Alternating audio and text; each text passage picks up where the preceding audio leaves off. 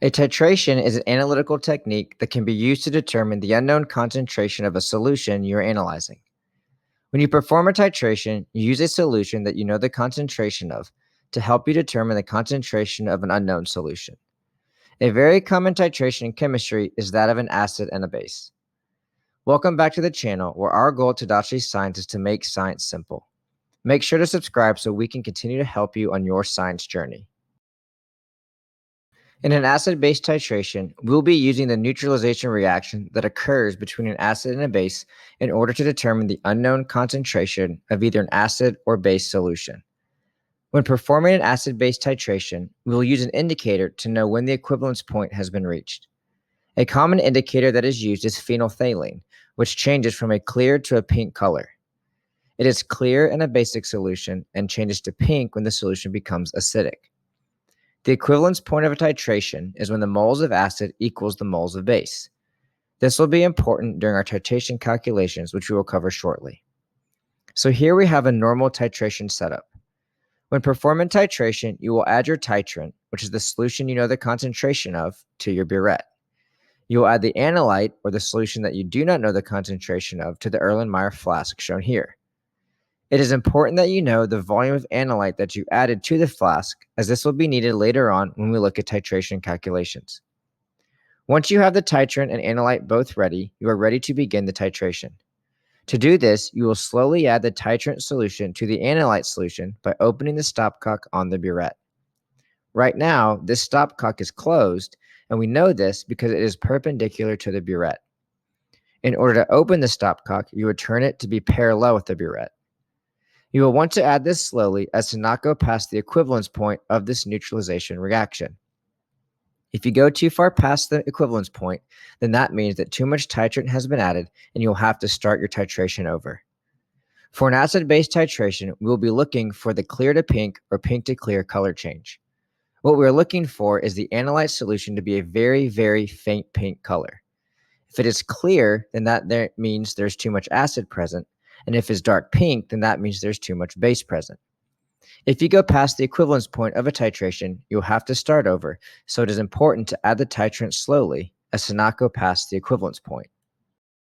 Now that you know what a titration is, let's look at how to perform acid-base titration calculations. If you are familiar with dilution calculations, this formula will look familiar.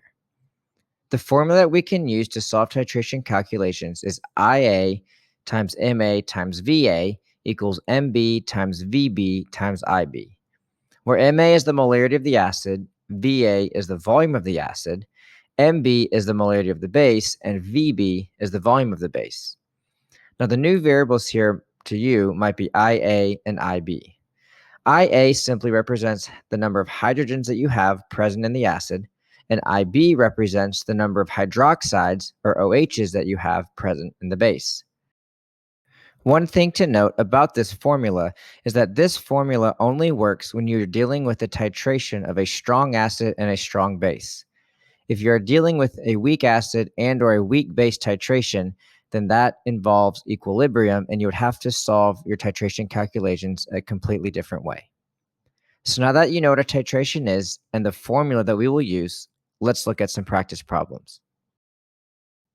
So our first problem reads that it takes 83 milliliters of a 0.45 molar NaOH solution to neutralize 235 milliliters of an HCl solution. What is the concentration of the HCl solution? So like we do with any problem, we're going to identify our variables first. It tells me that I have 83 milliliters of a 0.45 molar NaOH solution.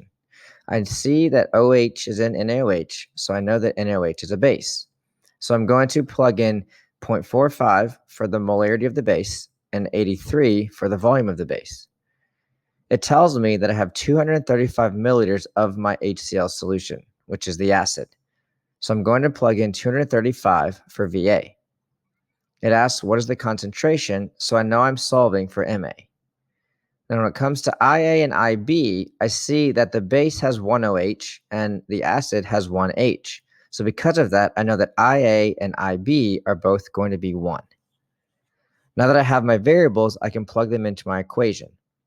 I can plug in 1 for IA, I can plug in 235 for VA, I can plug in 45 for MB, 83 for VB, and 1 for IB.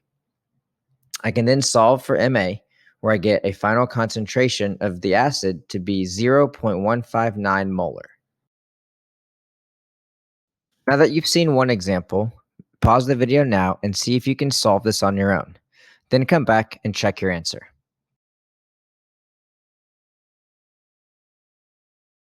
So our second example says that it takes 38 milliliters of a 0.75 molar NaOH solution to completely neutralize 155 milliliters of a sulfuric acid solution.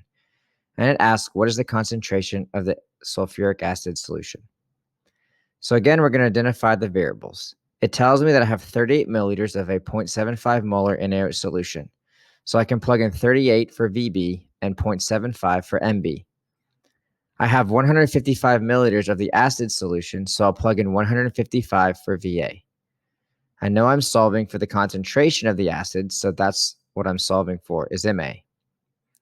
Looking at IA and IB, I know that IA is going to be 2 because in my sulfuric acid formula, I see 2 hydrogens.